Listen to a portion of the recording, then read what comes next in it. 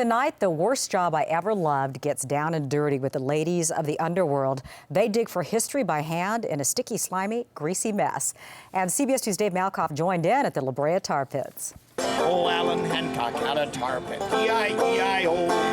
Meet Charlie Cox. Oh, I've been working in the tar pits all long day.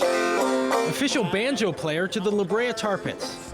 We're going into Pit 91, the only active excavation at Rancho La Brea. Charlie's the land dweller. I die. Oh, I love digging these fossils up. Right here's a saber-toothed cat toe. And these are the women of the underworld. Turtle shell. There's a turtle shell, piece of turtle shell right here. And yes, it's only dirty ladies down here. Oh, shut up. Radius. Why that is, no one really knows. It's really meticulous work, so it takes a lot of patience, so that might be one reason why. But it wasn't always like that. When it first reopened in 1969, it was pretty much all men. Every moment they're here in Pit 91 looking for bones, Laura's over there making sure the pit doesn't flood. Spare no expense here. That smells bad. So really, how dirty does it get? I'm wearing a white t-shirt here, but it's not gonna be white for long. That's because before you pump the water out, you gotta grab some gooey asphalt. We have to glop every day and scoop it up and out. Oh, wow. Isn't it cool though? That's like wet taffy. Yes. Oh boy. The same stuff that used to trap the saber-tooth and prehistoric direwolf. Isn't it fun? Yeah. So this is the only way to get it off your hand? Oh man. Oh, don't get it on your arm as much as you can. Don't wipe your I'm arm. trying to wipe it off somehow. It's okay. Ancient bones are still stuck here. Like the right transverse process of a saber-toothed cat vertebra or something like that. Yeah, what she said. That is saber-toothed cat. There was that one time with that one guy who started sinking. And he was trying to get something out and went too far in and couldn't pull himself back out. Did a saber-toothed tiger come running after him? I'm sorry, saber-toothed cat, don't say tiger. Oopsie. Despite all the greasy work and ruined jeans, So we have to bring a change of clothes after work every day. these paleo experts show up every day. So they have to catalog every single piece of this. Yep. The first humans ever to touch these bones. You're like, that's awesome. As the curious look down, the dig that began in 1915 continues. We think we're slowly getting to the end of it. Still, this pit's tar has plenty of secrets that need to be delicately uncovered. Go very, very carefully and very, very slowly. My first idea would just be to grab one and just yank it and pull it out and go, I found a bone! And then we dump you in the sump tank over there. Maybe that's why there's no guys down here asking the same four lame questions. The tar's not hot. Do we find dinosaurs? There's no dinosaurs. We are not grad students. We are not grad students. And we're not animatronic figures. Yes. So every day, Charlie keeps picking, and Laura? I just have to do that spot and that spot and that spot and that spot and that spot and that spot and that spot. Laura keeps glopping. Her extra goop gets chain lifted out. Wait till you try carrying it up by hand, and I'm giving you the lightest bucket. Or carried up and out. hopefully it's not gonna spill down my pants onto your head, and then you'll have to shave your head tonight. No. It's a lot easier with the chain. A lot tidier, too. Blech. Spill it into the next pit and they're ready to dig another day. The mechanic's degreaser is about the only thing that can get this stuff off your skin, but basically nothing gets it off your clothes, right? Yeah. They don't even change their clothes out here. I've been wearing these pants for about 3 months now. They just wear it until the next day. At the La Brea Tar Pits, I'm Dave Malkoff, CBS 2 News. Okay, that was a good one. Well, if you have a job that everyone thinks is terrible, but you love it, we want to hear all about it. You can email us, cbs2.com/Dave. Well, for many, us included, today was the start of another work week, but for one local man, this was just another day at the beach. That's because he's living an artist's life, a life that he's willing to sell to you. And he tells CBS 2's Dave Malkoff it's the worst job you'll ever love. Another morning comes in with the saltwater. Another art project for John. John. John Robertson, an artist. Or at least that's what he is today. 18 years ago, John wore a suit to an office. That was until life and his corporate bosses tossed him a curveball. They fired me. They said that I wasn't a team player. Funny thing is, they were right. So I do all kinds of stuff. I do landscapes, sort of like a Van Goghish landscape. John Robertson, Mama, I can't pay you back. is not a team player. Shells from the beach and toys and just odd things. John does whatever John wants to do. So, you know, you'd be grinding the cars that would then go into the bird's nest. I just found them at a garage sale, and I just found them interesting, and I painted them black and put the words on it, and I don't know particularly why. The sign out front accurately describes John's trailer home. It has an ocean view, but not much more. Most people have their lives sort of planned out and scheduled. I don't. The suit and tie world sent him packing, so he picked up a brush, but the art gallery world rejected him as well. I didn't go to art school, so they go, well, what's your experience? Well, I painted in the window for 4 years. By painting in frame shop windows, people noticed John, and wouldn't you know it, started buying his art. And so here's just stacks and stacks and stacks of the paintings that I do. How many of these are going to be sold? Well, they all will eventually get sold at some point. Barely scraping by on art sales may not be for everyone. I don't make a lot of money, but I love my life. But this is the choice he's made in this trailer. The blue changes the colors. Seeing life through colored glasses. I just love them. I mean, I don't go out in them in public, but I just paint in them. But now the seasons are changing. I mean, it's like me, I'm going to be 65 here shortly. How many summers do I have left? I mean, how many summers? John's third act begins today. I want to be closer to my grandchildren and my daughter, one of my daughters, both of them actually. 2 grown daughters split between coasts, so with a simple website, John has decided I want to sell the concept of how to live this kind of life. He's selling his life online. There are no promises about this because it's hard work. I mean, this is not an easy way to make a living. The price, just over $250,000. So John, if I'm going to buy this life from you, what do I get? Well, you're going to get a mobile home with a spectacular view of the ocean right across from the beach. You get all his art supplies. Big painting frames. I've got a computer. He's not just selling things here, it's also, honest to goodness, the life he's been living. 40 hours of instructions of how I did it. The buyer will go to a kind of happy school to learn step by step how John went from making bad impressions in the boardroom. How's that looking? To better ones in acrylic. That's a painting of what? You can't tell what That's a painting of you. And someone will buy this at some point? Someone will buy that at some point. And have it in their house? They'll have it on their house. They may have it on their floor, but they'll have it in their house. On their floor. If a buyer comes along, that painting will head into storage so John can spend the rest of his years traveling while someone else is living his life as free and simple as a seabird. In Pacific Palisades, Dave Malkoff, CBS 2 News. Oh, I think he's going to miss his life if it sells. He might, but I tell you what, he whipped that painting of Malkoff up pretty quick. Very talented. Most pest control companies remove unwanted insects by killing them, but one local company lives by a different motto: be kind. And even though that means braving swarms of angry bees for longer than usual, employees tell CBS 2's Dave Malkoff it's the worst job they've ever loved. Bees buzz themselves out of a home. We're going to put the ladder right up, the 16-footer right here. Every day. You don't need a tiny microphone to hear that sound. And know it's time to call pest control. I don't feel like getting stung today. These guys in the suits. That's just a ball of pure bees. To kill the bees. Hopefully it works out the way we planned. But what they're planning here is no buzzkill. We're going to put it in one of these buckets. Try to save them. We're trying to change the mentality of the pest industry. Sure, ABC Bee Control is removing the swarm today. This looks like it's been here maybe a couple days at most. But this is no hangman's rope. 1, 2, 3. They're simply scooping the traveling queen into a swarm trap. Wherever the queen goes, the colony will follow. I can stand here as long as I keep my voice down because they're attracted to carbon dioxide. But listen to this, they're all buzzing around, looking for the queen and protecting her. Worldwide, bees have been disappearing. Workers go out to collect pollen and never return. Scientists call it colony collapse disorder, CCD. It's a phenomenon that's not completely understood by scientists yet. Today is not a good day to die. But the most interesting part happens when the sun is just starting to set here in this coastal part of Malibu in the Santa Monica Mountains. This area right here has now become a rehab for homeless honeybees.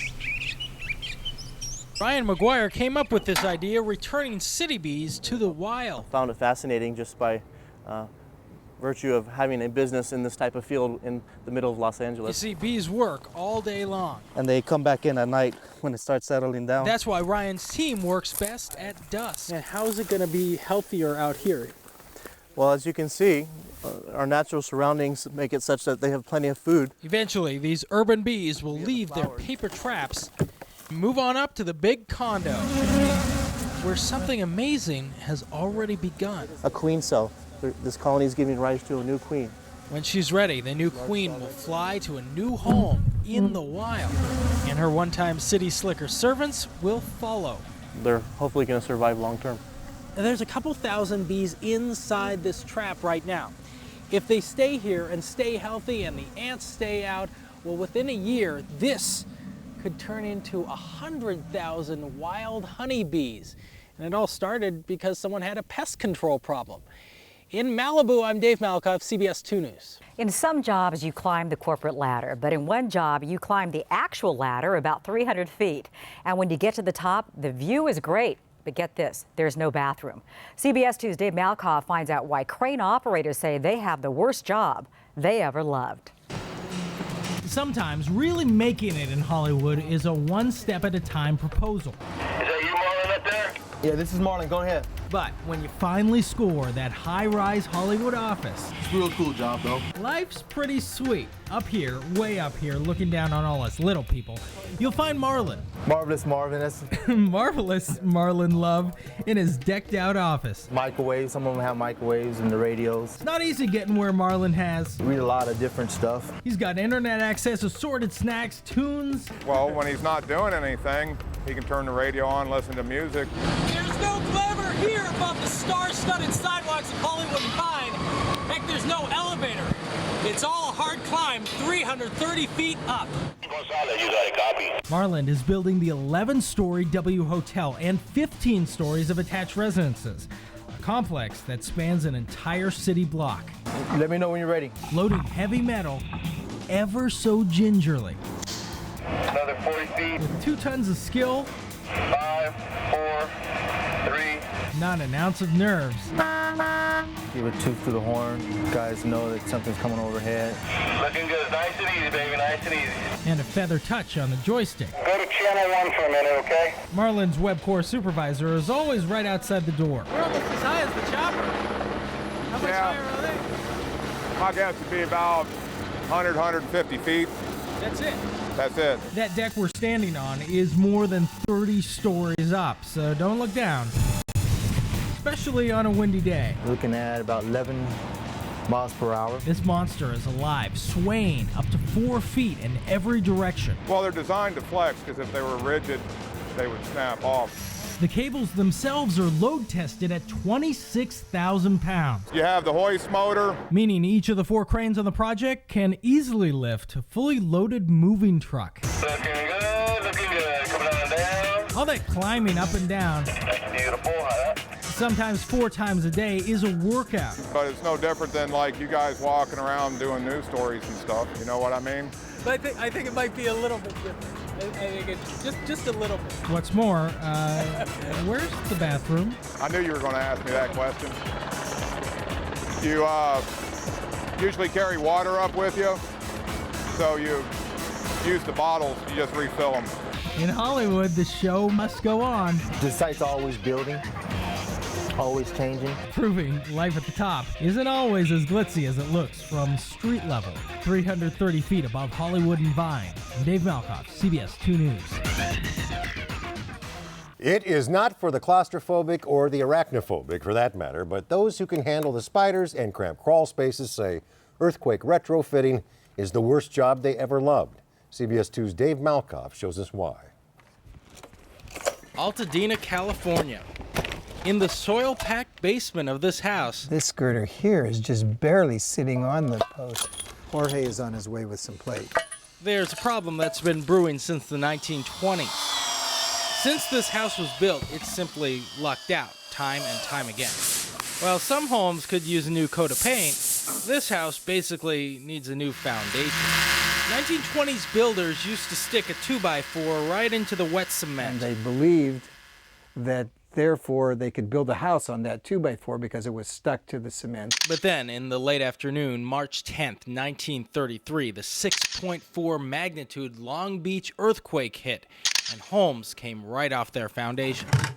That is why we're under this house with the earthquake retrofitters of CAL-Quake. So the only thing keeping this on here is the weight of the house plus the concrete that was wet in the 20s. Right.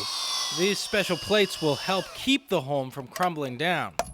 But that piece of metal alone won't hold a house together by itself. Not what you want to support your house. Here's another house, this one with a uniquely Southern California problem. It is literally falling right off the side of the Hollywood Hills here. They fixed that by drilling giant concrete and steel tubes right into the bedrock, and also by climbing into these little crawl spaces underneath the house. Now, it is very tight squeeze down here. The problem is, if they don't come down here, the house not only slide off the hill, but come crumbling down in an earthquake. Retrofitters skin the skeleton of the house with an extra layer of wood. That way, the home won't shift back and forth when the ground moves. So not only are we in a tight spot, we're literally boxing ourselves in here. And if you think this is the tightest construction site there is, think again. Not by a long shot. Many times you crawl into spaces where your back and your chest are both touching and you have to actually blow the air out of your lungs to get a little smaller to crawl into a place. Dotted along the fault lines Californians call home, countless other houses sit in need of a retrofit. Maybe they'll get lucky next quake. Maybe they won't. The ones built to the current codes will be secure. The ones that haven't been won't be. Eventually, this will all be filled with concrete, and this house won't fall off the hill unless the hill itself falls away. And that's probably unlikely with any kind of earthquake. In the Hollywood Hills, I'm Dave Malkoff, CBS 2 News. Sometimes the most dangerous part of being a firefighter is just getting there.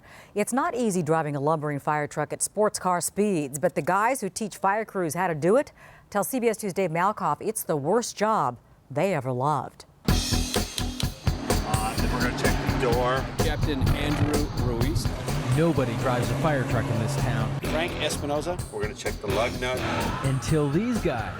Engineer Don Carlson. Make sure that the lights all work. Give the okay. Okay, go ahead and hop in. The second deadliest on-the-job hazard for firefighters isn't smoke inhalation or third-degree burns. And just simply drive around the barriers and come back into the street. Oh, feel it. Feel it. Then come back in the street. Yeah. Whoa. It's the simple roadway accident. Normally it would be assigned as a rescue ambulance. That's why every new LA firefighter uses the $500,000 driving simulator first. We can have people crossing the crosswalk. Crash your ambulance here and you get another turn. We'll go to the next scenario, which would be scenario number 2. Turn it too fast. There's no second chances driving down the real streets of LA. Make a right here on Wall Street. Apparently, my steering was all wrong for a fire truck. Downright dangerous, I'm told. You would let it slide through and let the wheel catch up, and then you would capture it. The overhead view helps you back into the station, but it's not realistic. So get used to using your mirrors. The next step takes them out of the virtual world and into these disgusting waters, the semi-reality of this Los Angeles riverbed. This is a very wide open space and it's very secure. Down here, it's the LA River. There are no pedestrians. Always have to avoid the ducks. There's no Los Angeles traffic either. Just avoid the cones and you pass. Easy? A lot of our accidents are happening when we're in reverse. Not even close. This training lasts a good 6 months or so. No cones were hit. Now, compared to a sports car, fire trucks aren't exactly responsive. So fire truck drivers have to be. Okay, so you got obviously brake and gas there. Brake, gas, and nope. siren. Siren, yeah, correct. My accelerated training came with a little less acceleration. Even at this speed, it's tough. I don't know if I'm hitting any of these cones. That's why every firefighter comes down here to the stinky riverbed long before their first real-life emergency. I hear there's a tradition for the first time you drive a fire truck. That tradition is you're supposed to buy the whole firehouse a gigantic tub of ice cream. Is everything all right? Everything's good. Okay, who am I to argue with tradition? I'm Dave Malkoff, CBS 2 News. They'll probably want to train Dave again. Yeah, there's nothing that ice cream won't fix. Okay, tonight, the smelly edition of The Worst Job I Ever Loved as we meet the giraffe pooper scooper at the Santa Barbara Zoo. Here's CBS 2's Dave Malkoff. It truly feels like Jurassic Park. Here beneath the monster footsteps, zookeeper Michelle Green is starting her day. This is our giraffe barn. The Santa Barbara Zoo has placed her in charge of 3 adult giraffes. Don't be fooled, they can and do kick. Being 15 feet tall, their reach of their legs is about 10 feet all the way around them, so it's hard to get close and stay safe at the same time.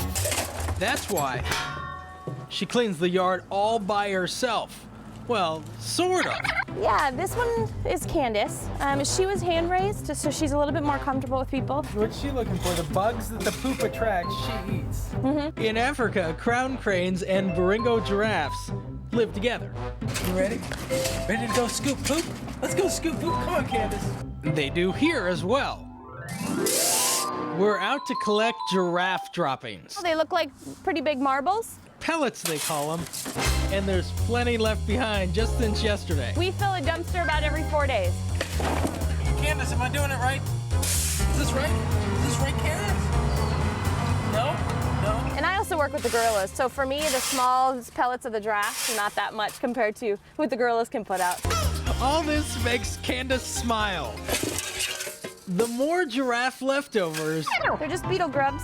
The more bugs left behind for this not-so-camera-shy bird. Best part of her breakfast. The giraffes, with their long legs, don't dare wander past these rocks. They could trip. You can guarantee wherever you see tall, beautiful grass, it's a giraffe-free area.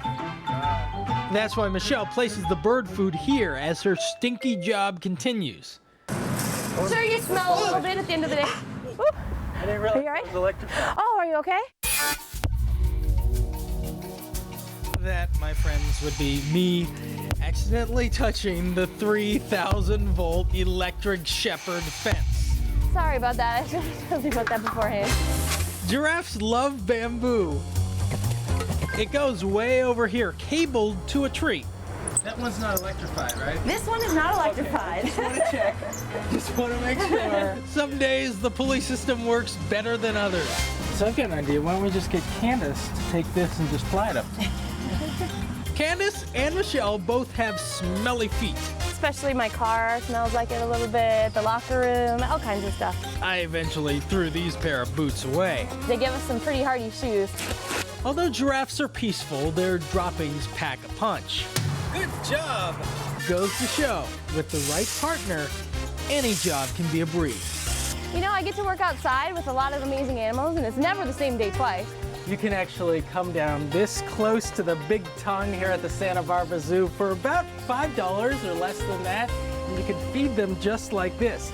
But you can't get down into the cage with Candace, the bird that had so much fun down there, so I placed some extra video of her on our website. That's CBS2.com. One more?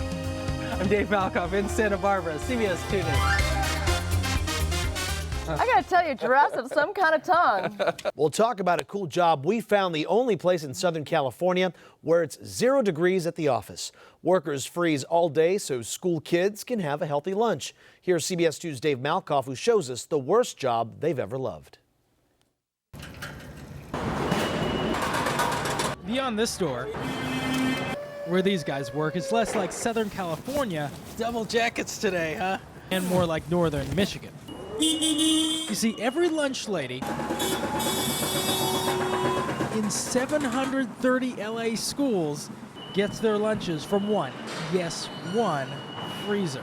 Yeah, this is the freezer for LA Unified. We're at 0 degrees in here to keep everything nice and frozen. 60,000 potato pounds per year, 12 million tomatoes, and 250,000 heads of lettuce hang out here in the crisper. But this story takes place in the freezer, the big freezer. We got 45,000 square foot on this site. No matter how hot it gets outside, these guys are always working in 0-degree conditions. You get used to it. Oh, you lied. It's 2 degrees. It's not 0 in here. Before this giant freezer tucked away in Pico Rivera opened in late 2003, all this cafeteria food was housed in several warehouses scattered throughout downtown LA. Lucky these workers. They now have one giant 2-degree workplace every single day. First day, I have to admit, I didn't think I was going to be able to make it. It was pretty bad the first day. The gentleman next to us over here, he comes in with no gear on. For some reason, the cold doesn't really affect me too much. No mask. Those are tater tots. We go through thousands of cases of tater tots a year. It's all laid out here on the day's list. Pretty self-explanatory, gives you your quantity, the stock. Wait a second, is Ray Flores sweating? In 2 degrees? It's actually the ice that forms on top of your head. So you see a lot of guys with like beanies. You get ice that forms on your head, and then it starts to melt on you. That doesn't bother me. Not only does ice form on your head, working here, you're not even allowed to pick through the random open box of string cheese. But it's open. Freshness is key around these parts. Food comes in and out here so fast, it's never here longer than 30 days. I'm not here much longer myself. I'm getting out of here. I'm Dave Malkoff, CBS 2 News. Now, if you want a job with more power, you could climb the corporate ladder, or you could climb actual ladders as a lineman. It means having a deadly amount of power in your hands. But some linemen tell CBS 2's Dave Malkoff it's the worst job they ever loved. Come on over here, guys. We're working on 2 circuits today. It's going to be the Sherborne 16 kV line. 9 a.m. in Culver City. Yeah. And these wires are about to come alive. Questions, concerns? The life of a lineman working for Southern California Edison is all about respect. Respect for what's up there. Let's get it done. They're constructing this rail line here, but there's a problem. A train coming through here could possibly tear down the power lines. They don't want to have that happen.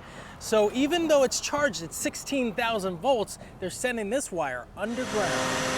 In this job, the office equipment could easily kill you. You've been doing this 32 years? Let's see, I started in 1976, so yeah, something like that, yeah. Lineman Earl Robillard took this job as an adrenaline junkie. I don't know, the height, kind of the danger, I guess, a little bit. But once you get up here, and remember that line's fully charged. All right, Matt. Once you get close to a power line, a cable that's more than 145 times the power of your standard wall plug. Want me to give you a hand? Youthful thrill-seeking becomes a respect for power. A whole neighborhood's power that is just one piece of rubber away from your skin. They're covered in sweat, yeah, you sweat in them, big time. Now, Earl's been shocked before. Actually, the worst shock I've had was on a cattle fence. Just not on the job. You don't want to be touching the cattle fence. That's not to say these linemen don't feel the power buzzing through their bodies up here. It's a vibration that pales in comparison to the rock crushers below. Yeah, you can feel it through your rubber glove. It vibrates. It's just rattling inside your glove. Here, and your arms might stand up. Oh, 4244. 4244, go ahead. The slow, careful nature of this job keeps their families back home from worrying. They know I'll be coming home in one piece. That's a Roger. Because electricity is an unforgiving boss, relentlessly driven with one goal in mind. Power wants to find ground, and if the shortest distance is through a human body, so be it. That's why this job is all about respect and taking your time. You go at your own pace, and you know what you have to get done, you go get it done. In Culver City. Oh, that was nothing. Dave Malkoff, CBS 2 News. Well, here's what we're breaking. As jobs go, this one is out of this world. The North Hollywood man doesn't go into space and said he sells everything that you need to get there. CBS 2's Dave Malkoff shows us why running NASA's Junkyard is the worst job one man has ever loved. And we're getting a picture on the TV. If I was reporting from the moon today, I'd send you back images live and in HD. I can't believe we came over those mountains. At 1/6 the Earth's gravity, navigating mountains and valleys would be easy. The tricky part is that whole escape velocity thing. Oh, cool. Perfect. Fortunately, oh yeah, we live here in Southern California, home to one of the only NASA junkyards. Norton Sales, owned by Carlos Guzman. purchased the company 4 years ago from them after I worked here for 12 years. You see, if you've got the cash, this is where you can buy rocket parts, like this brand new working LR-101 liquid oxygen rocket built in Canoga Park. It's a guidance system for missiles. It was used in all kinds of different programs. These are helium tanks originally manufactured for the lunar lander. Now, they're surplus history. Off the ground, on the floor. So where does all this come from? Aerospace companies, government. Yeah, the people who come in and buy this stuff really use it. Aerospace companies, hobbyists, even people trying to win the Lunar X Prize. Looks like we won't be able to make it, Connie. Right now, you're looking out the window of an Apollo lander. When NASA built this stuff in the 60s, they also built several backups. Those backups ended up here. SPS is of the command module.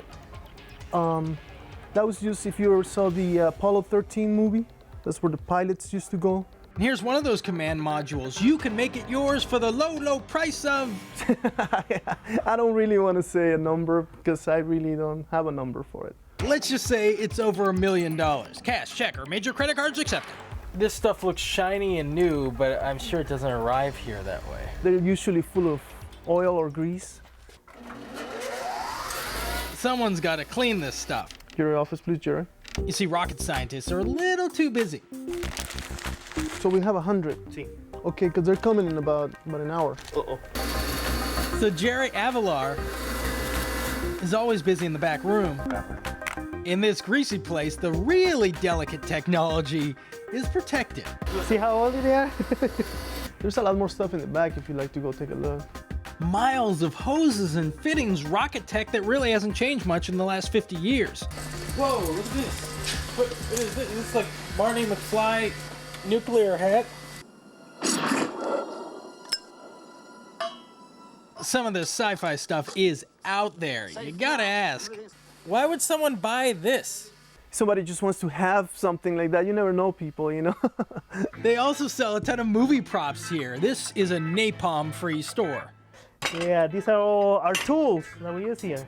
Although most of the heavy-duty equipment here actually works. You got it. We'll take care of it for you. Carlos sells it over the phone, but says there's no threat to national security here. I mean, I'd be concerned, yes, but at the same time, like I said, stuff is out there, so. In a free market, there's a market for anything. Except bombs. We don't do that. And in this astronaut farmer's market, cleaned up and shiny. Hey. Who knows where the nuts and bolts will end up? Apollo 16 is going to change your image. Yeah, I always wonder if all the fittings or any of these parts are going to go in inside a rocket one of these days. You know what? I'm going to go get started on my own backyard space travel project. Right here, 5-9M, and we're sailing free. -12. Oh, awesome. I've been looking everywhere for an Aeroquip 303 hydraulic hose. This is definitely not the last one, so don't worry. They got plenty more here at Norton Sales in North Hollywood. I'm Dave Malkoff, CBS 2 News. Okay, I still don't get it. Why would people want all that stuff? I'm more impressed Dave finally found a hobby. He has so many of them, huh? Why not add one more to the list? For years, no one was allowed inside his boarded-up home, a pack rat living in seclusion in a Southland neighborhood. Tonight, in our Worst Job I've Ever Loved series, CBS 2's Dave Malkoff takes us inside with a couple whose company motto could be, the dirtier, the better.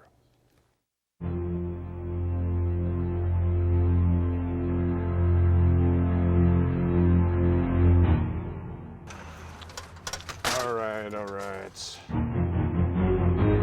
Seems like it's too early for this stuff. You got your coffee. That should wake you up a little bit. So put our boot covers on. If the man who lived inside this Bloomington house ever had company, this might be how the guests would arrive. But no one ever visited this house. Refused a lot of help. He wouldn't let anybody inside the house. No neighbors. It had been 3 days since we had seen him. He died inside the house? He died inside the house, No repairman. He actually lived with the windows boarded up like this. Oh, they didn't board this up after him? No, he did was this. so reclusive he wanted to live this way. And definitely no maid service. Today, housekeeping is finally knocking on the door, where the filth is overwhelming. Yeah, exactly, and that's probably why he passed away. These are the tools of crime scene SteriClean. That's Tammy Chalmers. This house is just so dirty that there is going to be all kinds of stuff coming out. And her husband Corey's company. You see, since no one else will, the county has asked them to clean up the dead man's home. He lived here under the thickest cotton candy spider webs and his web-weaving roommates. Okay, I saw a black widow out there. Oh my goodness, we got all these webs up here. Yeah, this is pretty much years and years and years worth of spider webs from pretty much just daddy long legs. Wow. They fed off the bugs. There were rats too. Looks like rat crap. And the cats Had billions of cats. Whoa, what is that? Well, that looks like a cat. Is it mummified cat? Yeah. There's a reason why the man lived like this. You would never know that this exists behind these doors. Compulsive hoarding is a mental disorder, a severe form of OCD. Have a Coke and a Smile, 1981. Somewhere in the early 80s,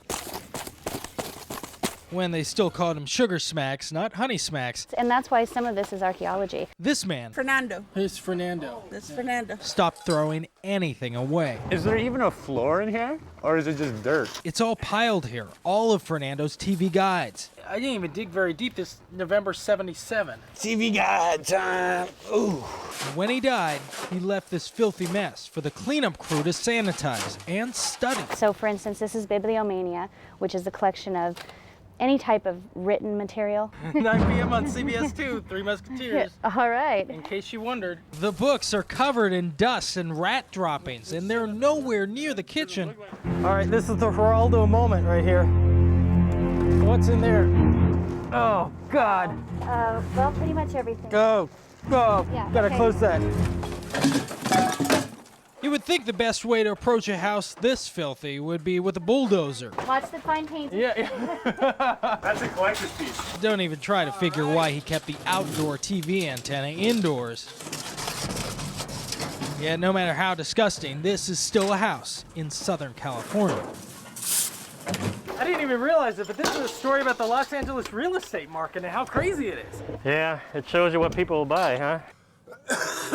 All that dust in there mixed with whatever else is in there. Yeah. It's a dirty job, but there's money to be made here. An investor will come in, they'll auction it off, and it'll be rebuilt to new.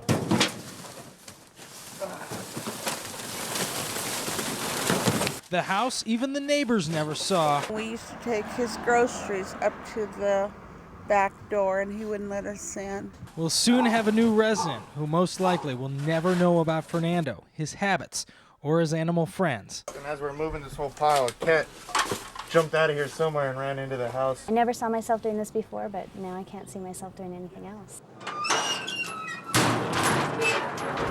This house will actually fill up 3 of those bins, and Crime Scene SteriClean will do 4 of these houses this week.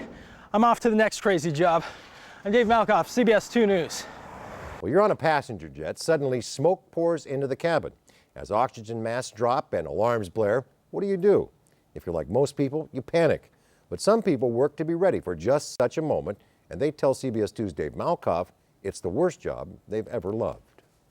The flight attendant just said, go. It go, happened go. this month. Smoke in the cabin over the ocean ended with passengers sliding away from American Flight 31. It's built to have a trained response to various scenarios. This is where flight crews train, only this group flies in much smaller jets. It was a Gulfstream 2. The kind billionaires use to hop the globe. In the beginning, it's interesting because you're seeing people that you read about in newspapers and see all the time on television. But the flight crews who train at HRD Systems in Valencia don't take their job to mingle with the stars. I can smell a little smoke in here. Well, we'll introduce some a little bit later. They're here to keep them alive in the sky. Make sure your seatbelts are on and fastened tightly. Right now, Sarah King is a school teacher. It all comes down to money. I wasn't making very much money. Now she's got a new career in her flight plan. Life vests are located at your feet here. 8-year veteran Carrie Curtis is here to sharpen her skills. We went over every scenario. Evacuate. Fasten your seatbelts and follow my voice. First up in the simulator, a ditch takeoff. Carefully, watch your head. There's a reason for the bare feet. So the swimming pool out there is basically And then the pool becomes the ocean. Smoke in the cabin on your way to Hawaii, just like Flight 31, is never good. Sometimes you can quash the fire in flight. Mike, you're the flight attendant now? But it can get much worse up there. All right, everyone, take your oxygen mask from above your head. Like when the pilot has to put her down on the water. This is where that school teacher training kicks in. We just had the earthquake and I was teaching, so just to be able to keep calm, and one thing as a flight attendant, people are watching you. First able-bodied person out, the raft comes out, the raft gets launched. Lock arms, underneath, and lean back. One part of the standard operating procedure during a water landing is to grab the food from the plane. Now this is a corporate jet, so that might mean lobster bisque and creme brulee. But still, you're gonna survive at sea. You got injured people, somebody's gonna go have to go on the side. Meaning one or more passengers will have to float in the choppy, shark-infested ocean as the raft becomes a floating emergency room. You're going to turn the handle all the way to the right. These are the worst-case scenarios, a dress rehearsal without the dress. I like the fact that we can wear coveralls, we're not exposed, and you can focus on the emergency training and what you're there for. Great. This simulator is an unusual classroom. Lessons our school teacher can also use back at her day job. And a lot of the things that you learn to do on a plane, they can be applied to land and life. In Valencia, Dave Malkoff, CBS 2 News. Many people take clean tap water for granted, but getting that water into your home is a complicated, dirty, and a very smelly job. There are only 2 ways to reclaim dirty water, and of them involves turning sewer water into drinking water. That's right. For the guys who do it, it's one of the worst jobs they ever loved. Here's CBS 2's Dave Malkoff. That glass of water beside you right now? Technically, it's starting right out there. Meet John Vandenberg. That water right there, that's the Santa Ana River. Yeah, I suppose there's an aspect to everybody's job that somebody else can't relate to. And John McGuire, both hydrologists, water scientists for Orange County. This is raw river water right here. Part of their job involves washing their hands and getting them dirty at the same time. It's treated water upstream, sewage treatment plants, they dump the water back into the river. Right here, it's filled with all kinds of crud. You name it, plastic bottles, tennis balls, sometimes some dead birds. Sometimes we'll actually even get dead dogs, you name it. There's people? That's pretty rare. I've never seen it since I've been here, but I've heard it does happen. Yeah.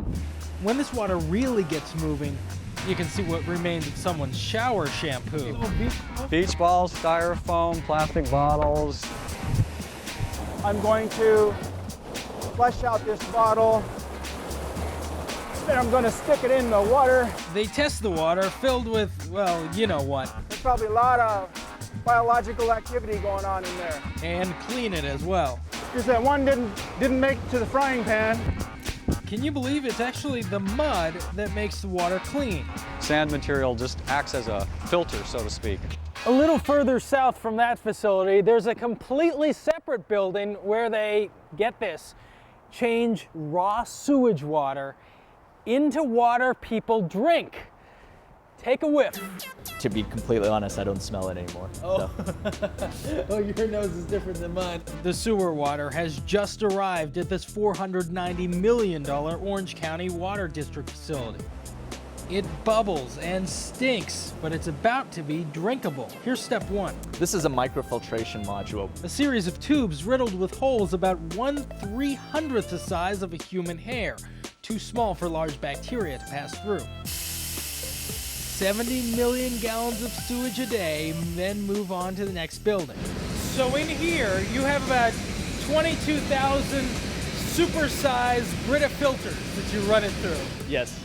And the water that's coming out of here is so pure that we actually have to add minerals back in, the same way the bottled water companies do. Basically, it's too clean after it leaves here. This plant is the first of its size in the world to change toilet water into drinking water. It measures how fast the water is moving past us. Remember, all the testing that goes on over in Anaheim and all the filtering that goes on here in Fountain Valley eventually sends this water underground, then to millions of homes. No room for error here. That's why there's so many watchful eyes and grimy jobs along the way. Some people can't relate to it because they're just different kind of people. But for me, this is a good fit. It is a dirty job getting the water from pure nastiness to just plain pure. This is the water that's coming out of the facility, and it still has another process before it gets to your tap. In Fountain Valley, I'm Dave Malkoff, CBS 2 News. Okay.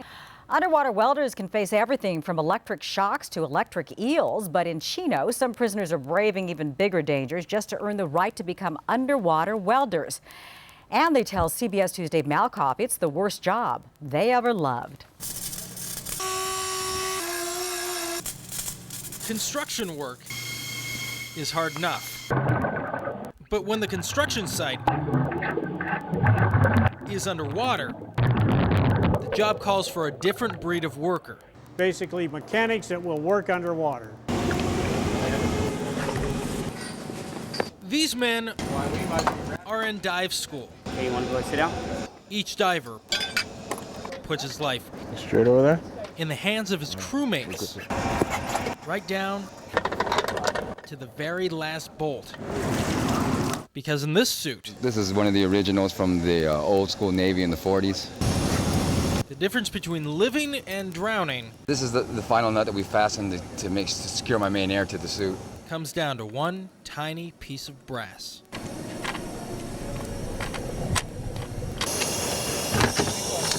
Diver 1 breathing is fine, Diver 1 okay. Roger that, Diver 1. Down there, in the murky water, Warren Deacab is trusting the topsiders. Even though in Warren's world, trust is hard to come by. Roger that, topside. Hold on 1 second. Everyone here 1, 2, 3. is counting the days. I got about 13 more months. Here under the guard towers of the California Institution for Men, Chino. I consider myself an inmate over here. I consider myself a diver. This one-of-a-kind prison dive school has its roots in the 70s, but finally came together a few years ago. Underwater construction is dangerous to begin with, but here in prison, where racism rules, these guys seen working together can be just as deadly. We're trying to change our lives and do something different. Yeah, there's haters everywhere. But not everybody's meant to be a diver. Not everyone back in the cell block is happy to see the divers getting a second chance. I even hate to go back there. I wish we could sleep out here. 3 months ago, inmate Chris Snow graduated from the program and took a diving job in Chicago. He's got 20 grand in the bank, a new truck, and he's looking at buying a $250 or $250,000 house. And he was a bank robber. Keeping these heads above water is expensive. Warden Mike Perluss. And so in the long run, it saves taxpayers' dollars. By paying $10,000 to $12,000 per inmate. One thing you have to remember, it's an investment.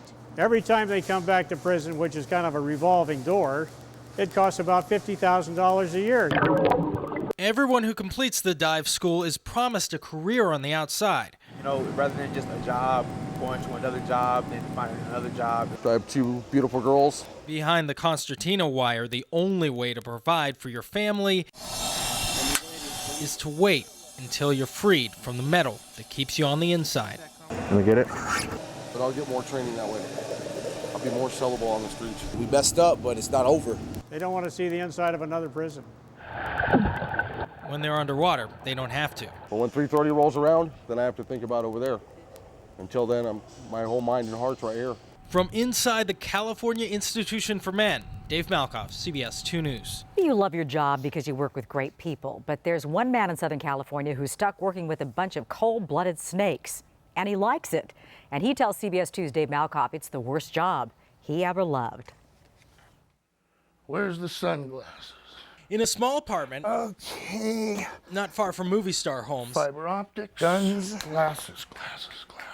Bo's slide pitcher's day is about to begin. You don't need that on this one. Bo, a lifelong animal fanatic. That was a raccoon I got, whatever age that was. I caught my first gopher snake at age 5 and killed my first rattlesnake at age 5. Is Davy Crockett to the rich and famous. Yeah, we're going to go have some fun. We're going to go out up here. When a Hollywood star has a snake problem, they call Bo. This is what I do. It's what I do. He wears Kevlar gloves for searching those multi-million-dollar snake-infested homes. When you got a snake in your house, I don't know if you wear a thong or if you wear regular underwear. I go through every place until we find it. This high-energy 50-year-old calls himself the Rattlesnake Wrangler. Okay, this is a little area here. And did I mention what's in the back of Bo's truck? Okay, grab him. Those are deadly Southern Pacific rattlesnake he just caught. What's this on the end of your stick? This is what I call the rattler cam. Oh, yeah. The right tool for this job, combining rattlers in one box. I think it's time for you to go. Okay, this one here, he's smart. Put your new home. I just need to free up that container. And we're off to our first home. We had 23 dogs bit last week and 10 on the weekend. 2 of those victims belong to the professional athlete who lives here. The dogs got to the vet in time, but Bo doesn't want to be next. He'll shoot a snake if he has to. Like a mini shotgun shell. But this... Okay, please close the gate behind you. ...is a catch-'em-alive kind of game. Something's spooking the birds. Could be a snake, could be me. You see, snakes love the same secluded areas the super wealthy do. From the woods to the new construction. If I was a snake, I'd live here too. Look what us humans are so good to rattlesnakes. You know what? Bo will poke his rattler cam at anything that slithers. Went in here. And by this time... Today I got to release a bunch of rattlesnakes. You've got to be thinking the same thing I was. What did you say? How many times have I been bit? Bit by a snake. I've never been bit. Never? Never. Never, not once? Not once. Now, by good guys, I've been bit hundreds and hundreds of times. I've never been bit by a rattlesnake. Knock on wood, dude. Rattlers can't tell a rock star's house from a hole in the wall. Literally, they're happy with both. We're miles from houses this way, miles from houses. Yeah, we're miles from either directions. We're still in Santa Monica Mountains, so they're still indigenous to this area. This way, everyone wins. Gonna miss ya. Better to bite a mouse out here than a record exec's kid back there. They can't help that, we keep building on their space. They're just being rattlesnakes. In the Santa Monica Mountains. Say goodbye to the cameras. That's Angie, and I'm Dave Malkoff. Here's your new home. CBS 2 News.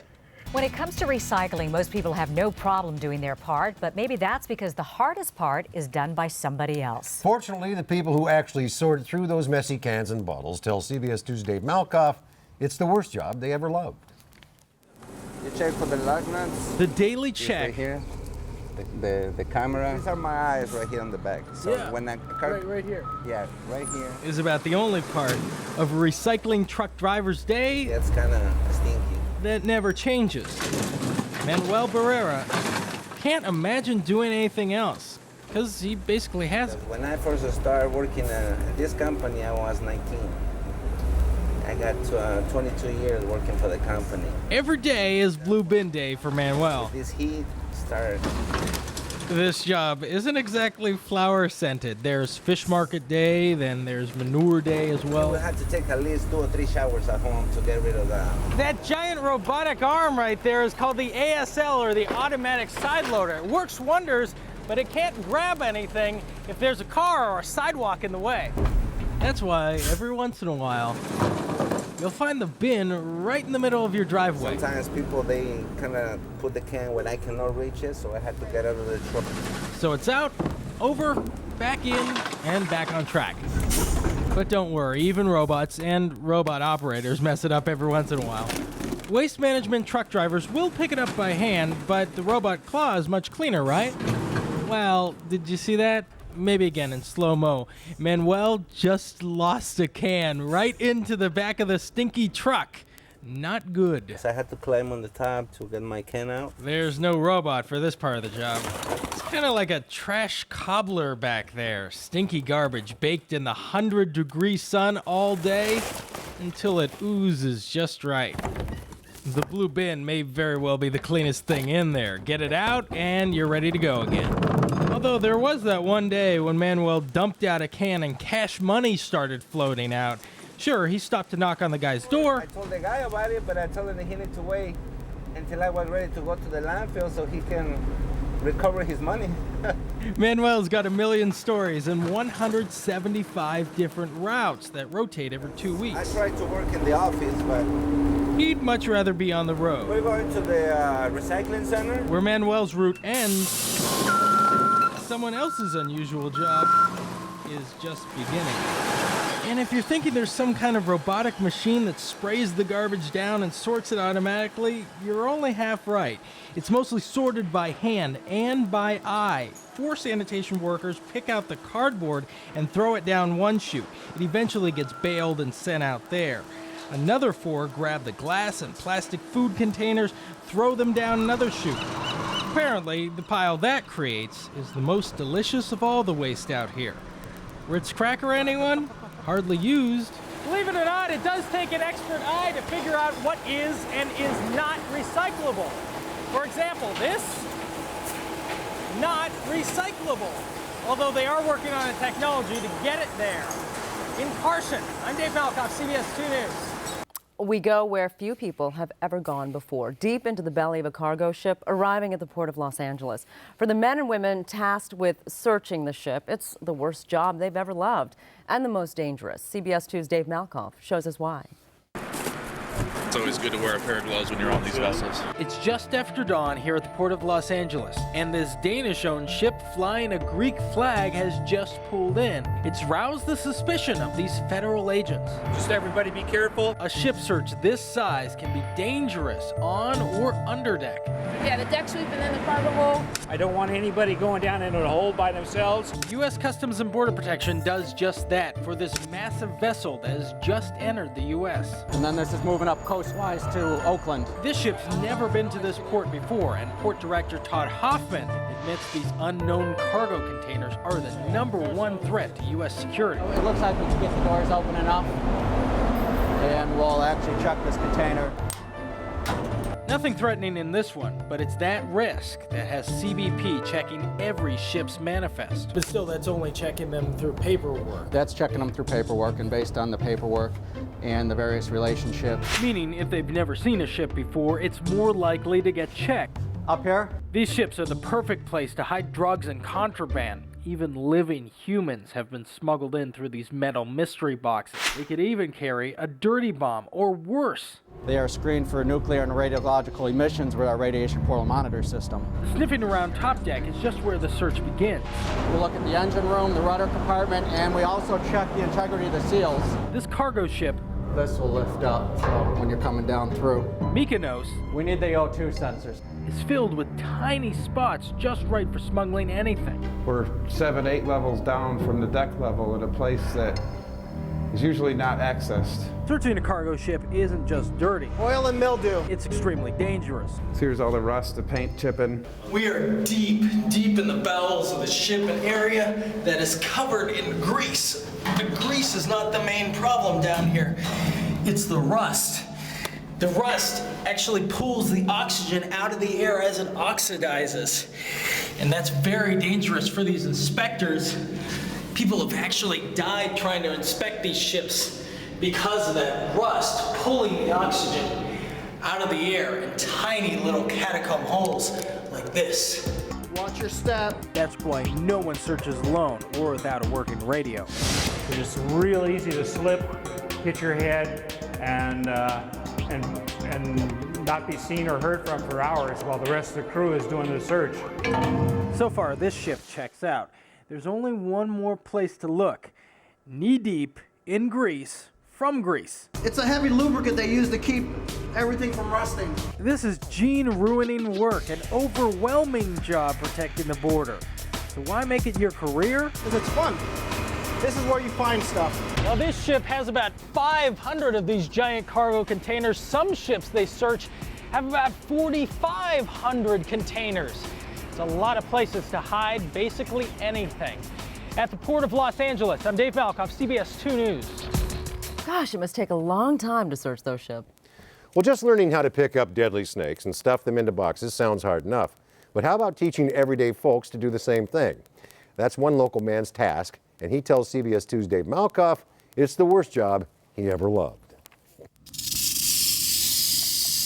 Snake expert Roy Maliepa can teach anyone to handle a venomous viper. Remember that, you're getting too close. Okay, perfect. Today, these officers from Riverside Animal Services are perfectly handling some of Southern California's deadliest snakes. Perfect, perfect. And if Roy had a catchphrase, Perfect, perfect, perfect. that would be it. On this job, He's active. perfection is key. That was awesome. Awesome. One awesome slip-up, and that officer's in deep trouble. Drop the tongues. Forget the tongues. Right now, your thing is to get this thing contained and secured. Normally what happens here in Riverside County is an animal control officer would just learn about snakes by talking to other animal control officers. This is the first time they've had an expert come in to train them. Whether it's a gopher snake, whether it's a Southern Pacific. You see, the last time Officer Ruzchek handled a snake like this, she was about 9 years old. I thought I'd keep it as a pet, put it in the laundry hamper, and my mom got a little upset about it. You are now inside Roy's snake tube. And the snake is safely contained inside the tube. It's the closest you'll ever want to get to a wild, fully loaded rattlesnake. No way we can bring a snake close up and safe in this manner to interact with the public. He's fine. He's perfectly fine. California's crawling with venomous snakes, especially this time of year. Good job. These newly trained venomous snake handlers have their work cut out for them. Have you ever had experience handling non-venomous snakes? No. The friendlies are a great way to learn about their deadly cousins. We're trying to differentiate between the rattlesnakes and the non-venomous snakes. Well, this guy, the Atrox under Venomous. Yeah, see, he's mad. See? He's mad. That's the nature of the snake. What do I do if I see this guy in my backyard? Well, if you see him in the backyard, ideal thing to do is to call Animal Services. And that's really what all this training is about. Just take a look at what the Atrox did to those metal tongs. This is the amber liquid, is the venom that was injected by that Atrox, the Western Diamondback. And you can take this and you can probably have a little bit of tingling feeling if you put it on your skin, because as long as it gets on your skin, it'll have a sensation here that it's burning you. But see, I can feel a little bit of sensation right now. That's the effect. No, thank you. Okay, that's all. As long as it doesn't get into the bloodstream, that's all that matters. If a snake bites you, call 911 immediately. Many hospitals keep a supply of multi-snake anti-venom. But let it be known that each vial of the anti-venom administered cost as of last year was $2,700 per vial. $2,700? Per vial. Oh my goodness. Per vial. Yeah. So an average envenomation can cost you at least around $30,000. Come on, you have to touch them too. Well, he's going a little fast. Concentrate on your safe distance, okay? That's all. Very good. There we go. Excellent. There we go. Ah, yes.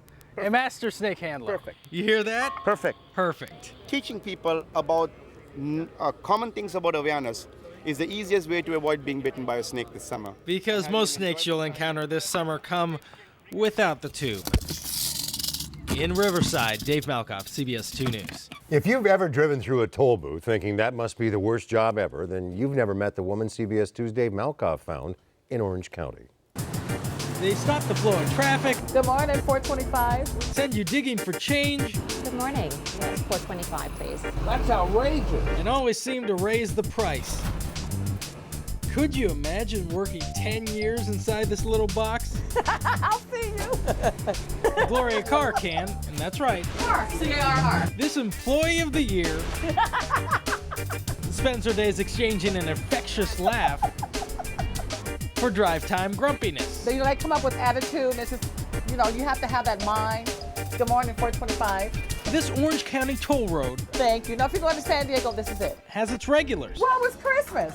Christmas was good. I was around. Oh, but I didn't see you. You know what? I didn't do a lot of back and forth to my parents. Oh. And its stars, John Elway, Muhammad Ali, Matthew Perry. Good morning. How are you? John Travolta and Jim Hill. When my movie stars come through on Young and the Restless, yes, from Bold and the Beautiful, I see all of them all the time. And the girl from Next Door. That's Playboy's Kendra Wilkinson. She was born in San Diego, and this is the toll road that leads her home. Yeah, I was surprised that she hasn't came through yet. She comes through every Wednesday morning going to see her mom. But still, most people find out what Gloria does, and they say it's boring. Maybe it is. Thank you. Have a good day. But when you're here in Gloria's booth, it's a party. I be singing, I be rocking. So you have to make the time go by. It's not easy. Cars break down in the lane. So that's left up to me and another male if he wants like to help me, push it out. But to get it, out, it's like, oh, okay, then we have to call like the tow trucks and stuff to have them service. Good morning, 425. My pleasure. Then there's the MLTT computer. MLTT, which is what classifies your vehicles. Oh, out of 5. It's just pressing buttons, right? Then you'll tell him 425. I'm new here. Right. Wait, 425. Can I get a receipt? No. Uh-oh. See, I didn't know the MLTT. MLTT. You see, I didn't even know that. 425. I didn't train him like that. Oh no, the receipt. Hold on. Is it right there? Uh-huh. Got it. And this is the backup I caused. See that with the big smile? Gloria makes it look easy.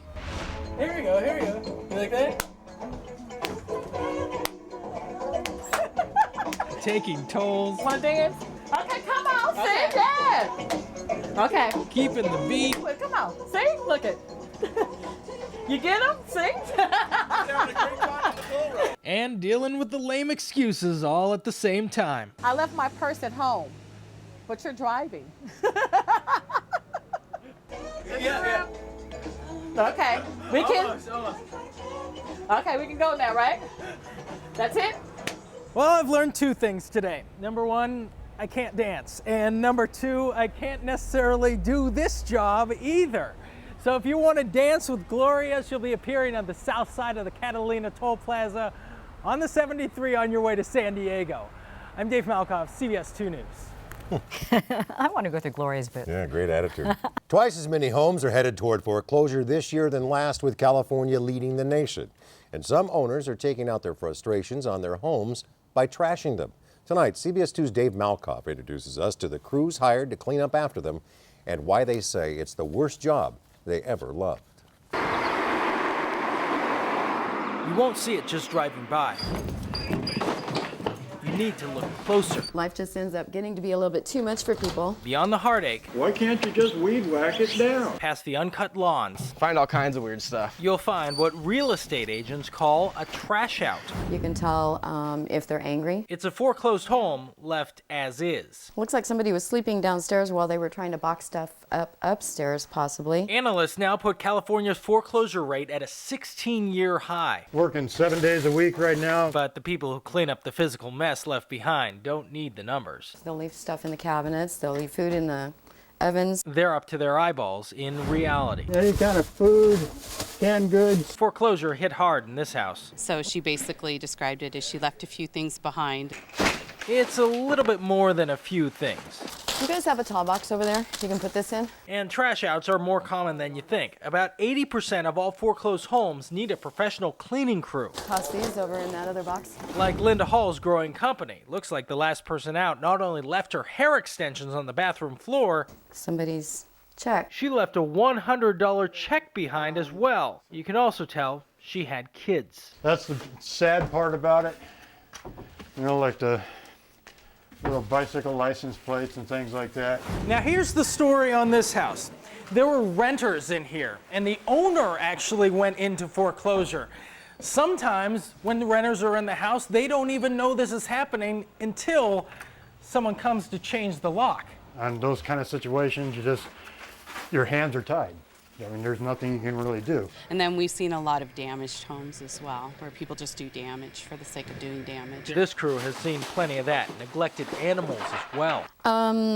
Okay, I found cats in houses locked up, fish in aquariums where the water's been down to this level and no food. So you know what's going to happen to them. Koi in a pond that's drying up and the koi are gasping for air. Staying above water is tough. This is what happens when families are forced out of a house and into a smaller apartment. The storage anymore is just about as much as some of the rents on apartments. Stuff that you can use sometimes at home, flat screen TVs people leave behind. The usable stuff goes to charity, relocated, just like millions of families. I really hope a lot of times that the market does change. But many experts agree that could be a while. We're still seeing a lot of foreclosures coming down the pipe. Here's a visual way of looking at it. This truck is 24 feet across. And by the end of the day, they'll have it filled all the way to the top with trash. And this is just the first house this week for this company. In Marietta, I'm Dave Malkoff, CBS 2 News. Well, if the thought of chasing a herd of ravenous animals through rugged terrain for weeks at a time really gets your goat, well, then you need to get some goats. That's what one local couple did, and they tell CBS 2's Dave Malkoff it's the worst job they ever loved. Dirt roads and golf carts are the only way to get where we're going. A full-size car would probably fall right off that cliff. Even dogs have a hard time climbing these hills on the 750 acres that surround the Getty Center. So the only way to trim these hedges is the old-fashioned way. That's right, goats. Everything I know for sure I learned from a goat.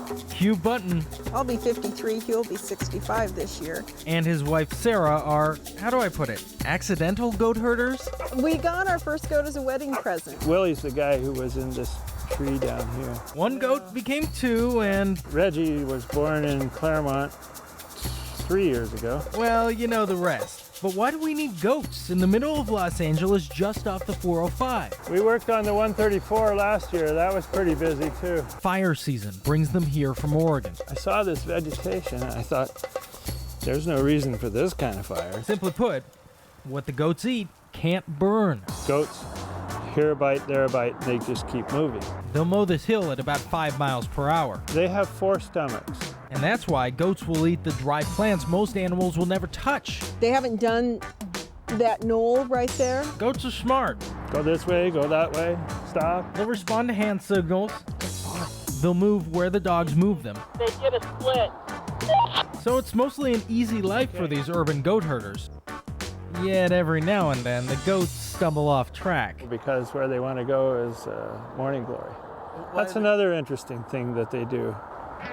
They like just a little bit of certain drugs, and then they're good all day. Morning glory seeds contain a chemical similar to LSD. So Hugh and Sarah try to keep them off the stuff as much as they can. We're going to go up to camp. But goats are sneaky. The Buntons will sleep here for 3 weeks, fighting fires before they start. And the more times you do it, the more you take it down. We have a solar panel just there that hooks up to a couple of batteries on the other side. Every day is a new camping adventure. One woman, one man, the dogs, of course. You're the best. Yes, you are. And a pack of goats. I'd rather be doing this than a job inside. Despite this life amongst all the goat pellets everywhere, there is a touch of class up here.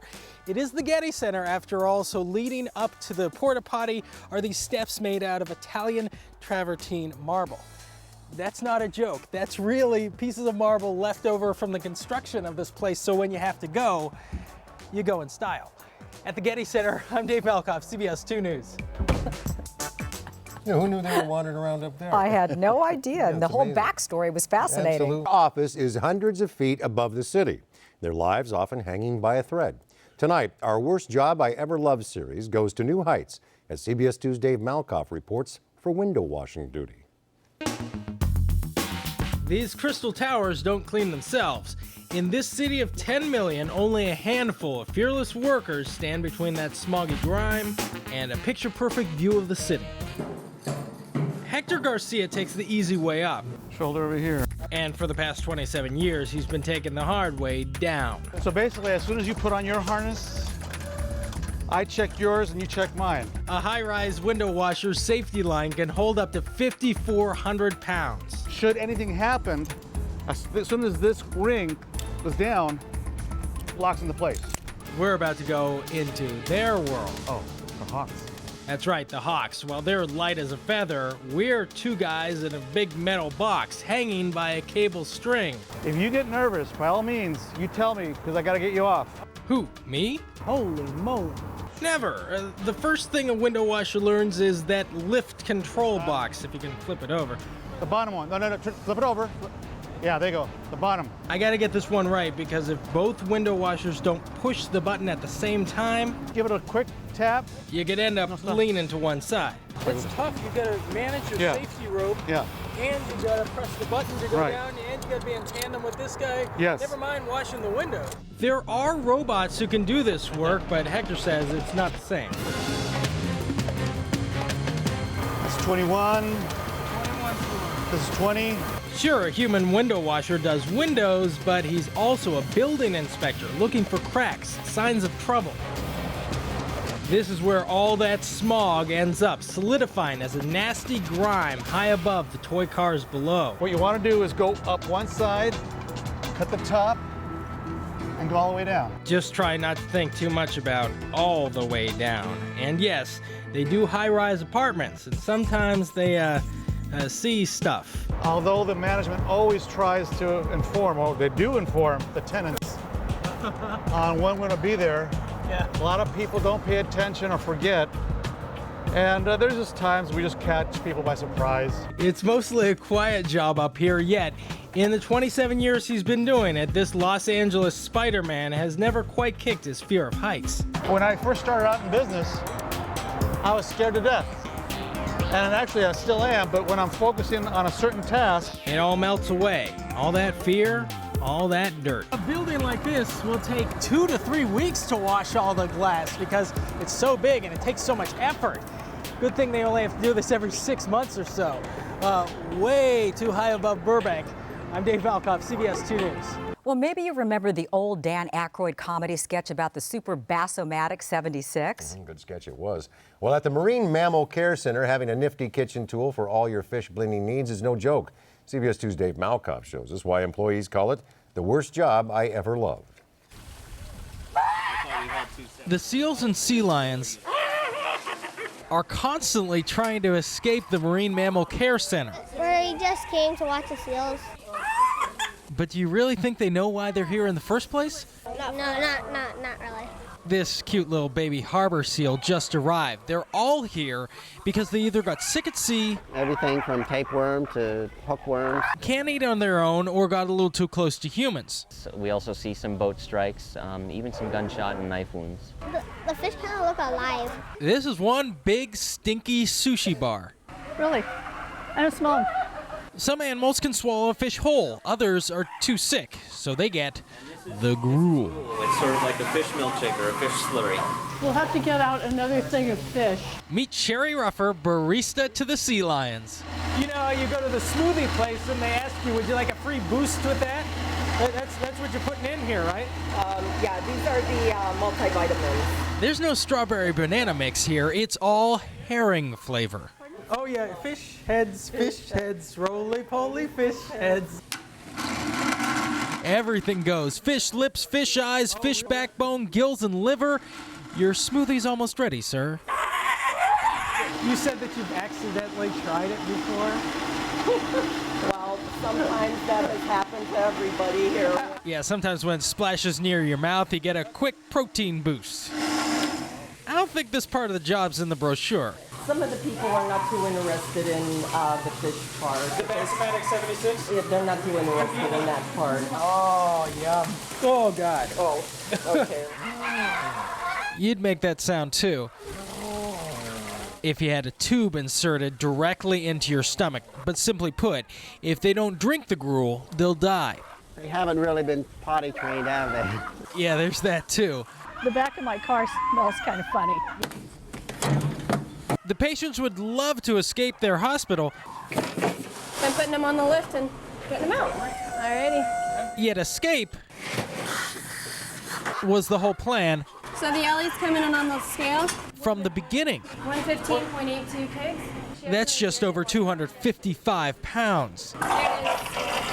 And they sing the most lovely songs, don't they? So cute. Little baby. Today, they return to the ocean. I'm hot. To the cooling waters just down the road. Inside the box, this guy has no idea what's going on. We try not to get too attached to them, so we don't have that problem, and so they don't have that problem either, because if you get attached to them, there's a pretty good chance they're going to get attached to you, because they're just so cute and they're running all around between your legs and everything. Here with the bugs and rotting kelp is where they're better off. 2, 3. Living the life aquatic. Oh! Having brushed fins with humans possibly for the last time. Okay, let's go back and get the big guy. The elephant seal becomes today's last one. There's just 30 feet of beach sand to go before losing himself under the salty Pacific. Hopefully they'll have a good life out there. Sometimes they take a little coaxing to get out to the ocean. This guy doesn't really want to go, but eventually he made it out there. You know, no matter how stinky and nasty this job can be, they always need volunteers. You can be a part of this. Just go to our website, cbs2.com/Dave. On Cabrillo Beach, I'm Dave Malkoff, CBS 2 News. They do great work, don't they? Yeah, sometimes we're not so sure why they love these jobs, but I think tonight for sure we do know. Yeah, absolutely. That's I wonder if any of them has ever left work, gone to McDonald's and ordered a filet-o-fish. I don't think so. Right off the bat. I don't think It's so. just Friday and every other day of the week is off. Yeah, Johnny Mountain's enjoying a night off. Josh Rubenstein is here. Josh. Clearly that last one was afraid of Dave Malkoff, I think is the reason. He's like, what are you doing? Stay away from me.